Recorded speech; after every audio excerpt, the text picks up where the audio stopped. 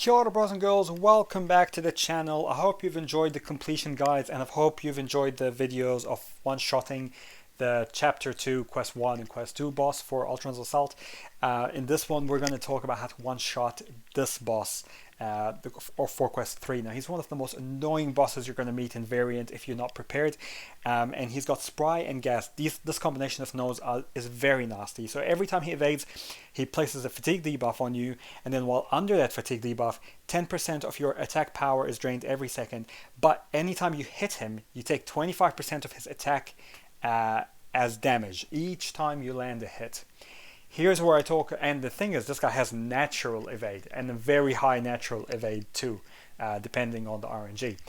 So you'll notice that in the completion stream, Seaton struggles with this guy a bit. Some people struggle. Some people recommend using parry heavy, and that's one of the options that people have done.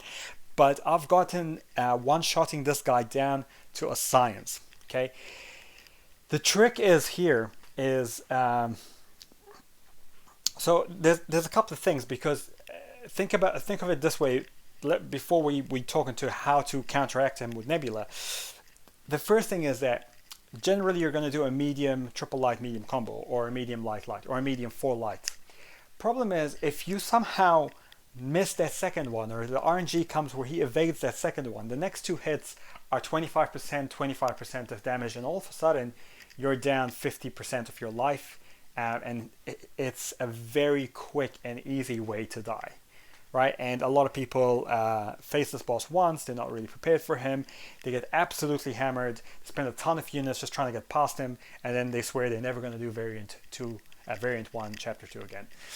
But actually, we've gotten this down to a science. So in this fight and in the next fight, we use Nebula, and Nebula has this fantastic ability to be able to shut down robots' abilities, right? Generally, once you have 5 electrostatic charges or more, you completely shut down their abilities 100%.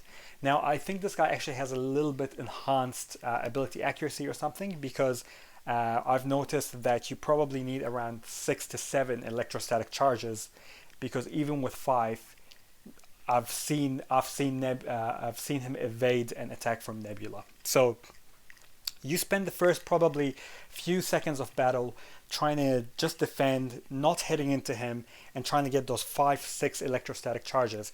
You're looking for to shut down his abilities as quickly as possible. Once you can shut down fatigue, and once you can shut down gas, then all of a sudden you can start hitting into him, and also you can shut down his evade. So now he doesn't evade, you don't get fatigue, you don't get damage.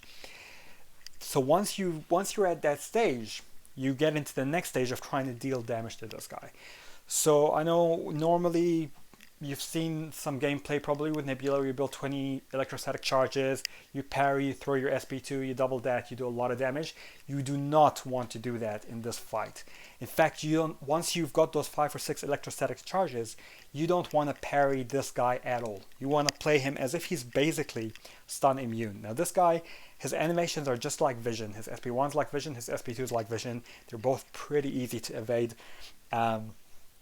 You mainly want to kind of keep the block up, bait out heavies, and try to, if he's blocking, try to hit into his block and push him to his SP2. I find the SP2 is actually a little bit easier to evade, and that allows you to create an opening. But this is not a quick fight. It's going to be very slow. It's going to be very methodical.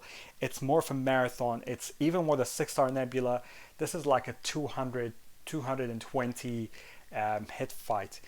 And what you really want to do is you don't want to use you don't want to use parry. You don't want to lose your electrostatic charges. And ideally you just want to get into the SP3 and cycle trying to get those shocks. But your goal here is not to do as much damage as possible, because it's going to take a long time. It's to try to stay in the fight as long as possible.